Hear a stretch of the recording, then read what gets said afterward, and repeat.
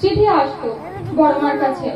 ঠাকুর তাতে লিখে, আর সেদিন যখন ঠাকুরের চিঠি আসতো মায়ের কাছে, মা যেন খুব খুব আনন্দ পেতেন এবং কাজগুলো যেন আরো ওই চিঠিটা যতবার দেখতো ততবারই খুবই উৎসাহ নিয়ে সমস্ত কাজ করতেন এবং মায়ের মুখে একটা অন্যরকম আনন্দের স্ফূর্তি ফুটে উঠত। সেই চিঠিতে লেখা থাকতো, ঠাকুর লিখতেন বড়মার উদ্দেশ্যে, তুমি নিঃস্বার্থ হয়ে পরোপকারে যত্নবতী হইও। জীবনে পরোপকার ছাড়া বড় আর কিছু নাই। এবং বড়মা ঠাকুরের এই কথাগুলো খুব সুন্দরভাবে পালন করতেন এবং এটাও বড়মা বলেছিলেন যে ঠাকুর যে ওই লেখাগুলো পাঠাতেন, বড়মা সেই লেখাগুলো জন্য তিনি ঠাকুরের কাছে চিরকৃতজ্ঞ থাকতেন ঠাকুরকে।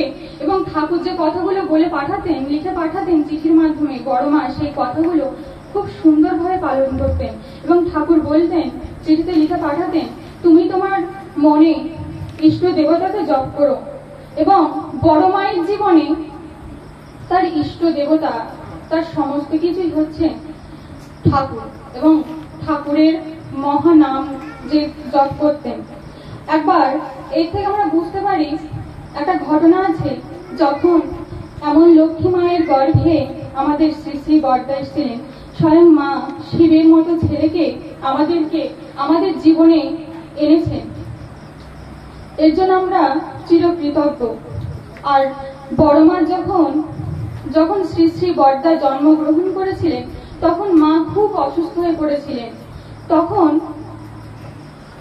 চিকিৎসা চলছিল, কিন্তু তার মধ্যেও বড়মা ঠাকুরের ছবি নিজের মনে, নিজের ধ্যানে ঠাকুরের ছবিটাকে ধ্যান করতেন, ঠাকুরের ছবিটাকে মনের মধ্যে নিয়ে।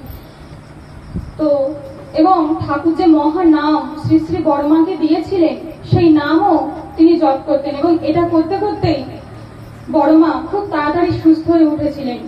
এইভাবে বড়মা ঠাকুরকে খুব ভালোবাসতেন এবং তাকে খুব শ্রদ্ধা করতেন। আমাদের মায়েদেরকে সংসারে যদি আমরা স্বামীদের প্রতি এইভাবে নিয়ে যদি চলি, বড়মার যেসব বই রয়েছে, ঠাকুর যে নারীর নীতি দিয়েছেন এবং বড়মার অনেক ঘটনাবলী বই রয়েছে, সেই সব পড়ে আমরা যদি তার মতন করে চলার চেষ্টা করি, তাহলে আমরা ঠাকুরকেও নিয়ে চলতে পারবো। এবং এখানে আমি রাখছি, সবাইকে জয় গুরু।